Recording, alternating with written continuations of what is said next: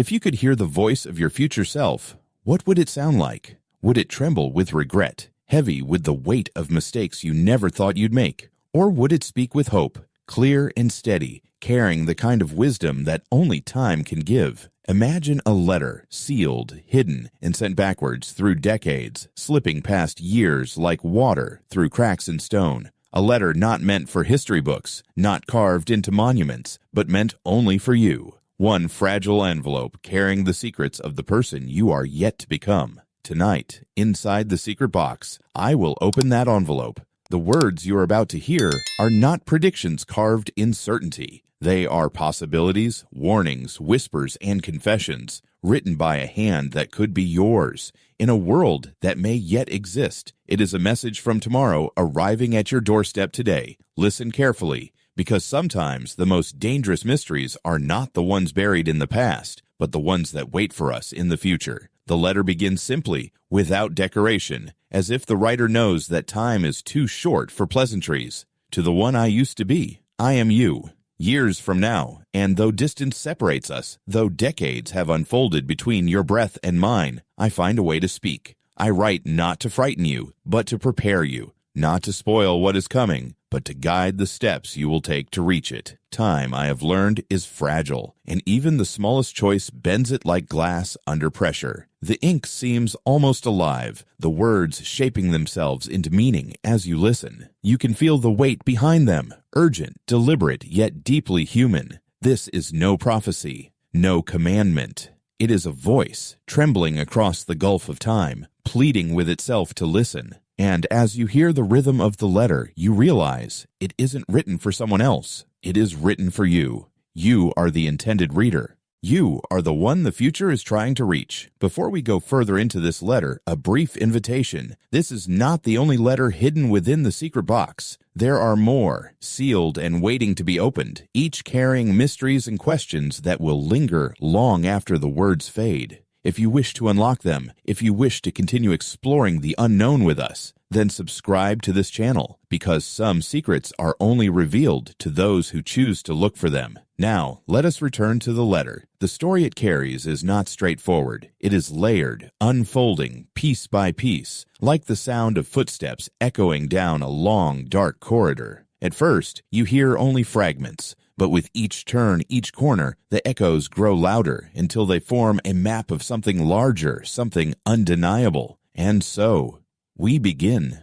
I want to tell you what I saw the first time I realized the future had arrived. It was not with fire or thunder, not with the sound of war drums or the silence of collapse. It began with a screen. The writer describes a room filled with light. Not sunlight, but the pale glow of countless devices humming softly in unison. Streets outside shimmered with silent cars, moving without drivers. The sky carried drones like insects in constant migration, and in the distance, skyscrapers of glass curved against the clouds, taller than mountains once dreamed of.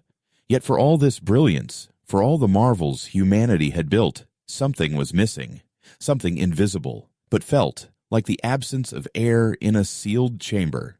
It was wonder, the letter continues. We built so much so fast that we forgot how to be astonished by our own creations. We lived surrounded by miracles, but called them ordinary. And in that ordinariness, we became blind. Do not let yourself forget what it feels like to be surprised. The future thrives on surprise, but it dies when you stop noticing it. You can almost picture it, the glow of neon streets, the quiet efficiency of a world perfected by machines, and yet, in the perfection, a kind of emptiness, an ache not cured by technology, but created by it.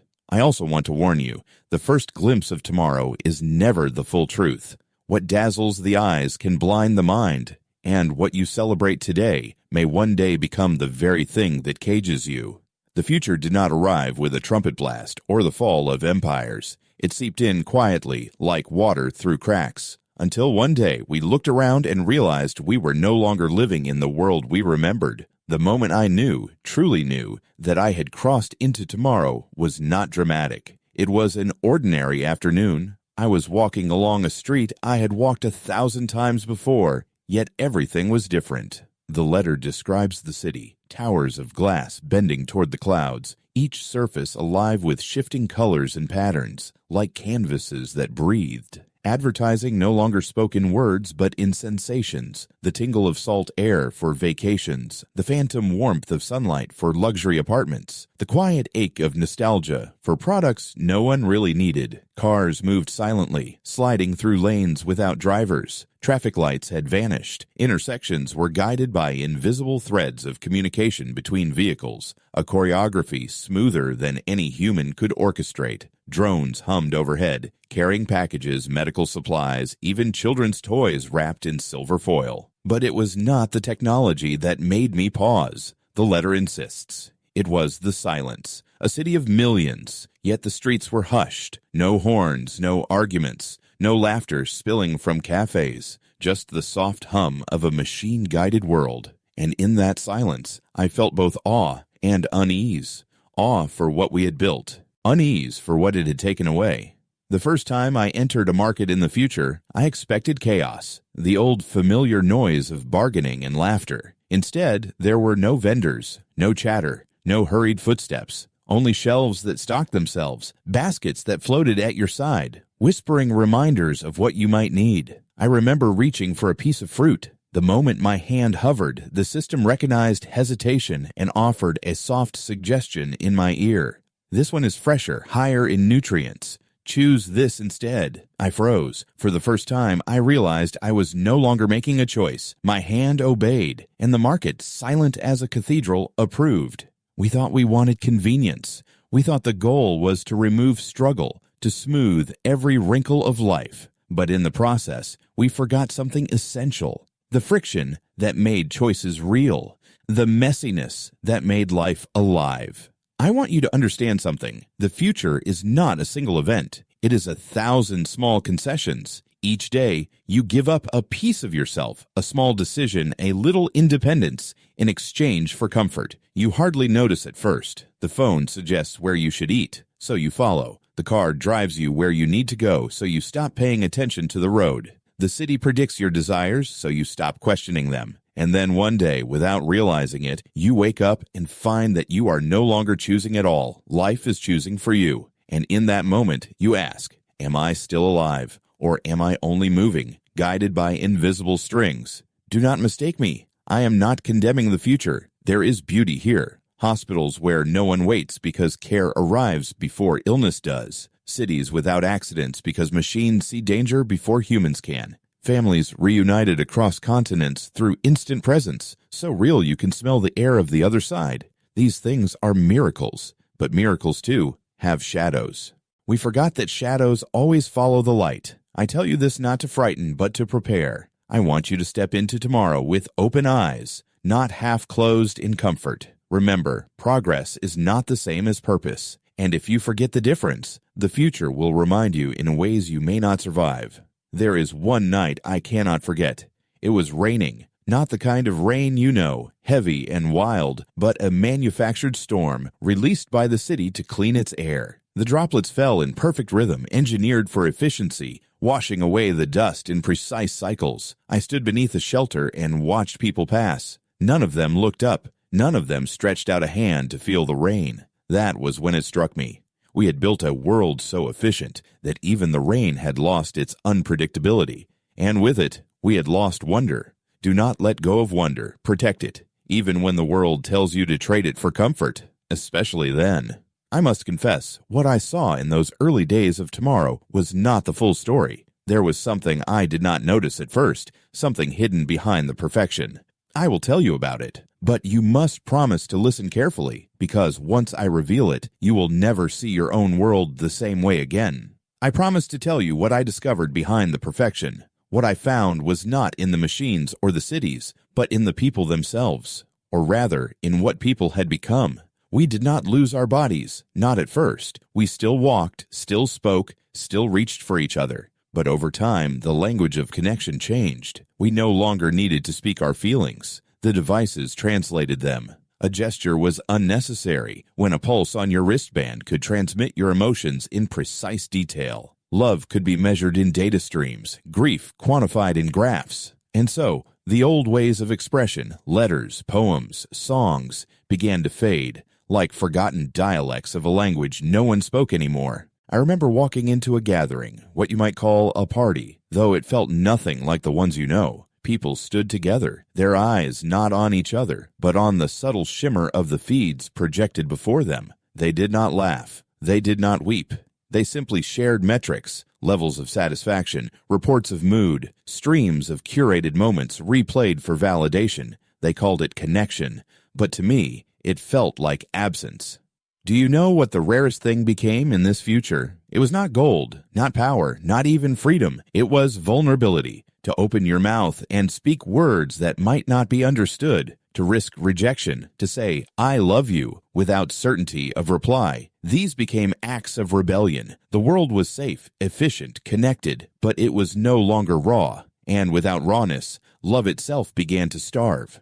I remember her. Yes, there was a woman. I will not tell you her name. It is not important. What matters is the memory. She sat beside me in a park where the trees were too symmetrical, the flowers blooming on programmed cycles. She turned to me and said something so simple, so human, that I almost wept. "Do you ever feel lonely, even in a crowd?" I wanted to answer honestly, but my device, the one bound to my wrist, pulsed to life. It scanned me, measured me, and whispered its conclusion into her feed.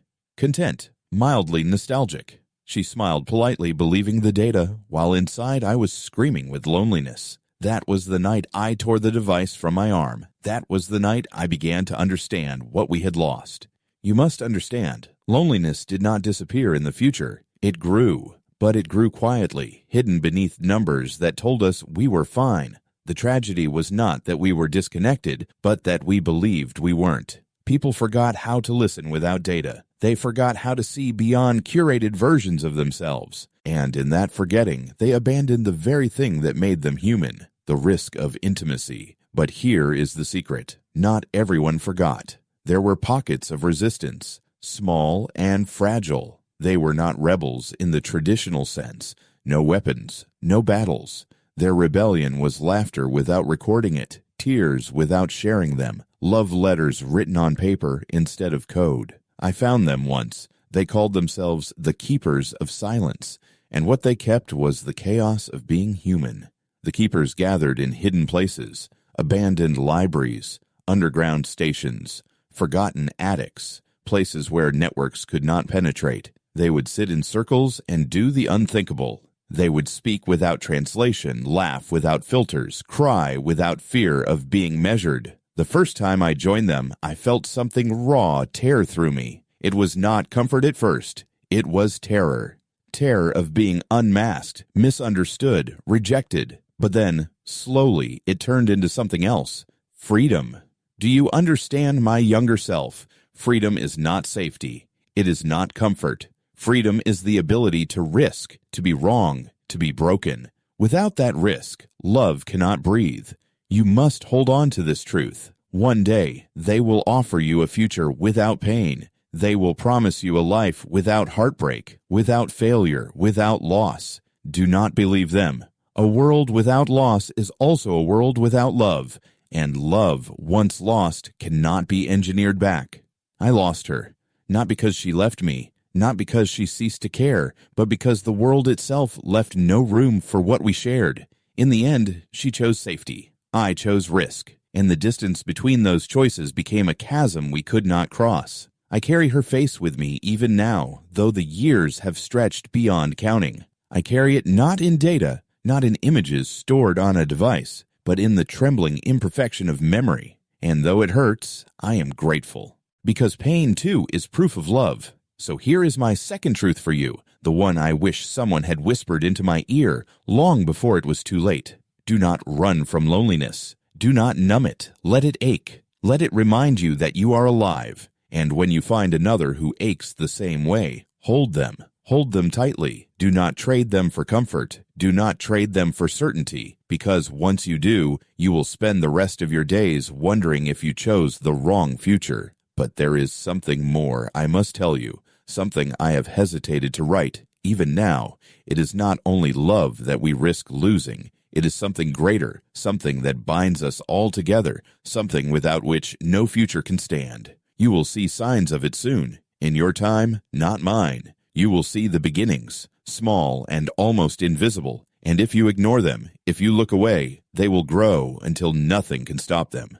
I will explain, but I warn you, the next part of this letter may change the way you look at the world around you, forever. You have heard what we lost in love, in wonder, in the quiet silences between people. But what I must tell you now is not about hearts, it is about survival. The future does not only reshape our emotions, it reshapes the ground we walk on, the air we breathe, the choices that once seemed harmless, but became storms across centuries. The first warning is this: nothing disappears. Not your waste, not your mistakes, not your lies. They bury themselves, yes. They vanish from sight, hidden in oceans, in landfills, in archives of forgotten code. But buried does not mean gone. Buried means waiting. And one day, the ground itself will rise to remind you of everything you tried to forget. The writer describes a city along the coast. At first, it was paradise. Glittering towers, beaches untouched by debris, seas sparkling like glass. But then came the tide. It was not a storm that drowned us, not an apocalypse. It was the slow rise of an ocean that had been warning us for decades. At first, it was just the lower districts, the ones no one cared about. Poorer families moved inland, their homes abandoned. But then the water climbed higher. Streets that once held markets and laughter turned into canals. And by the time we looked up, the sea had taken not just the outskirts, but the heart of the city. We thought we could build walls, taller, stronger, defiant against the tide. But the water was patient. It seeped through foundations, crept beneath defenses, whispered against our pride, until one morning we woke and realized the city no longer belonged to us. It belonged to the ocean. Do not let them tell you the ocean is distant. It is not. It is already at your feet, lapping against your choices. Every plastic bag, every barrel of smoke, every flame that burns unchecked, these are not small. They are the handwriting of the sea, spelling out your future, one wave at a time. The second warning is this: truth is fragile. Fragile not because it can be destroyed, but because it can be drowned in noise. In your time, you still believe lies can be exposed, that somewhere, somehow, the truth will rise. But I tell you now, truth does not drown in silence. It drowns in volume. When every voice shouts, when every story contradicts, when every image is twisted, truth becomes just another sound in the storm. We lived in that storm. We could no longer tell the difference between what was real and what was convenient. Facts bent beneath pressure. Memory became negotiable. And in the chaos, the powerful smiled. Because when nothing is true, anything is possible. For them. Do you understand what that means, my younger self? It means that one day you will not need to fear lies. You will need to fear a world where truth itself no longer matters.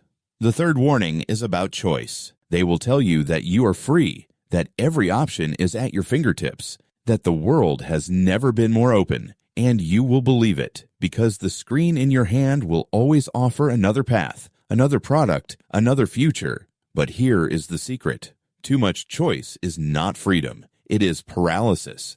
We drowned in options, endless and glittering. And while we scrolled, while we debated, while we hesitated, the true decisions, the ones that shaped nations, ecosystems, destinies, were made without us. We thought we were choosing. In truth, we were only watching. And by the time we realized, the world had already chosen for us.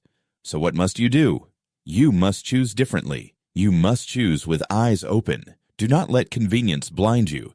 Do not mistake noise for truth. Do not let comfort replace love. You will not be asked once, but many times, in small ways. At a grocery store, at a voting booth, at a family dinner. Choices so small you barely notice. But it is the small choices that bend time. Remember, the future is not a single event. It is 1,000 quiet decisions. And if you think they do not matter, you are wrong. They are the only thing that matters. I must tell you of the day we faced the greatest choice of all. It was not between war and peace, not between life and death. It was between remembering and forgetting. There came a moment when the past itself became too heavy to carry. Our mistakes were too vast, our regrets too deep. So they offered us mercy, a way to forget, to wipe memories clean, to start again as if history had never happened. People lined up for it. Entire generations stepped into chambers that promised relief. They emerged smiling, lighter, free. They no longer remembered the floods, the fires, the betrayals. They no longer remembered who had hurt them or whom they had hurt. But in forgetting, they also lost the lessons. And so, history began to repeat. Mistakes reborn, tragedies recycled. And those of us who refused to forget, we became relics, burdens, ghosts of pain that no one wanted to hear. If you learn nothing else from this letter, learn this. Do not surrender memory. Pain is not your enemy.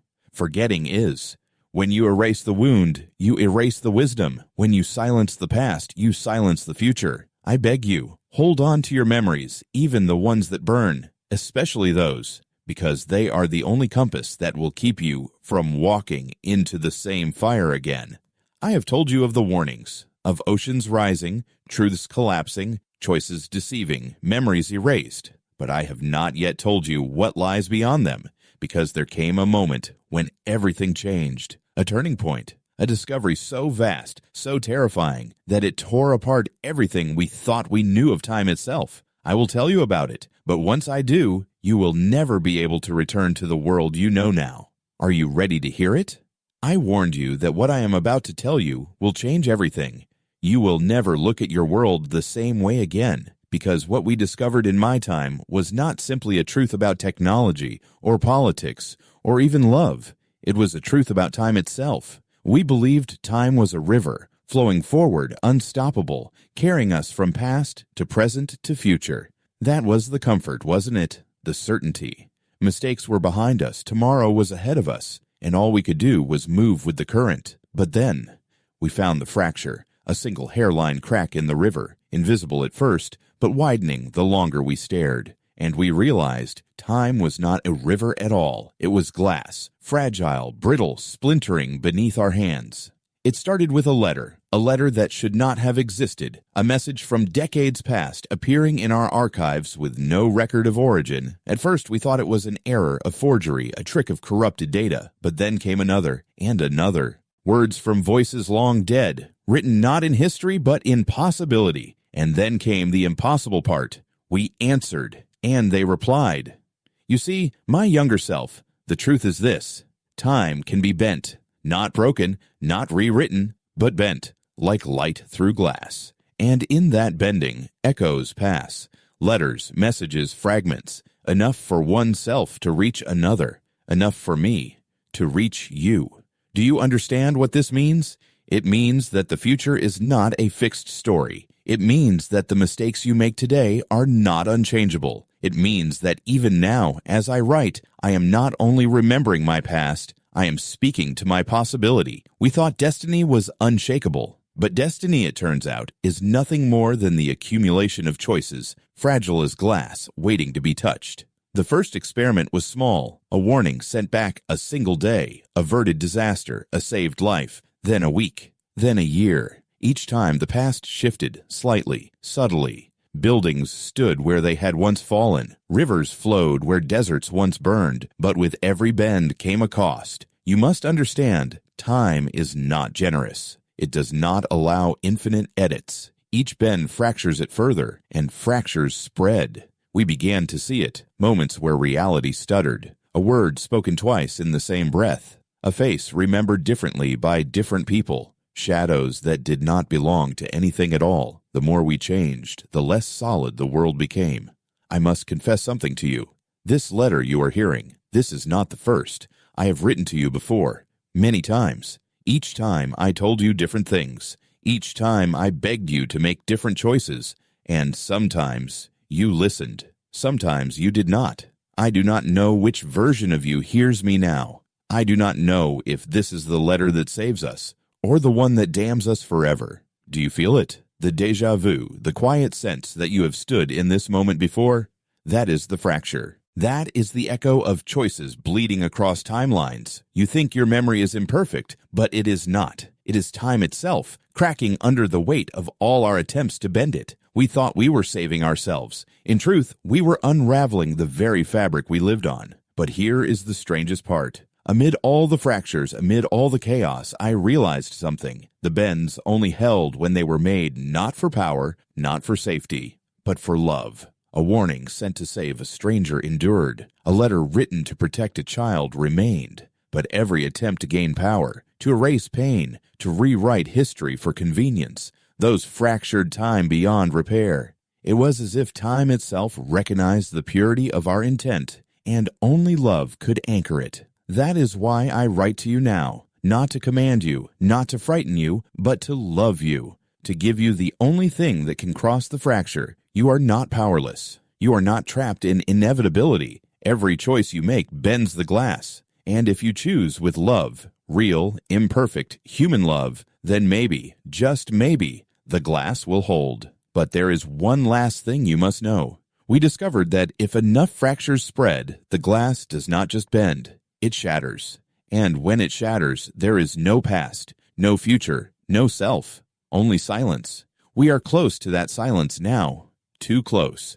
And I do not know if this letter reaches you in time, but if it does, if these words find you, then perhaps this is the version of the story where we are saved. The choice is not mine anymore. It is yours. There is still one message left for you, one last secret. Not about the world, not about time, about you. If you are willing to hear it, then turn the page with me. For this is where the letter stops being about the future and starts being about who you truly are. I told you this letter would stop being about the world. Now it is about you. Yes, you. The one listening in the quiet of your room, in the hum of your car, in the stillness between breaths. Do not look over your shoulder. Do not wonder if I mean someone else. I mean you. Only you. I have spoken of oceans and cities, of truths and fractures, of love lost and love remembered. But none of those matter if you do not understand the simplest truth of all. The future does not happen to you. You are the future. Every step you take, every word you speak, every kindness, every cruelty, they echo farther than you can imagine. They shape the cracks. They bend the glass.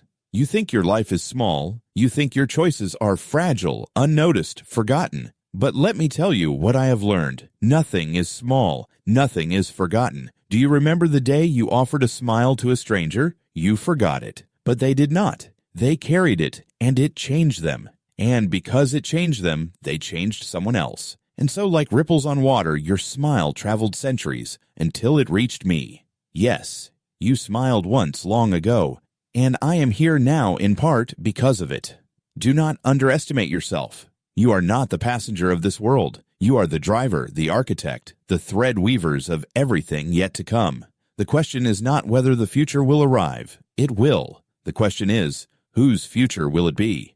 One born of fear or one born of courage? One where we erase memory or one where we face it? One where we trade love for convenience or one where we risk everything for it? The answer is not mine. It is yours. And you are answering it every single day. I must tell you one last secret. I did not always believe in you. I thought I was too broken, too late, too powerless to matter. I thought the glass of time was already shattered, and all I could do was watch the pieces fall. But then I remembered something. I remembered you. I remembered the person I once was, the person I still am inside. And I realized, if I can still reach you, if I can still love you across the distance of decades, then perhaps all is not lost. You are my proof, my last proof that the future is not silence, that it can still speak, that it can still change. So here is my plea, not to the world, not to history, to you. Do not give up on yourself. Do not give up on your wonder, your loneliness, your love, your choices. Hold them close, even when the world tells you to trade them for ease, especially then. And when you doubt, when you feel the weight of time pressing down, when you think you are too small to matter, remember this moment. Remember that somewhere in the shadows of tomorrow, a version of you is writing this letter, and they believed in you enough to send it. I cannot tell you if this is the letter that saves us. I cannot tell you if you will choose differently this time. I only know this. You are listening. And listening is the first choice that matters. The rest is yours, always yours. This is only one letter among many, sealed inside the secret box. Some are warnings, some are confessions, Some are secrets even I have not dared to open.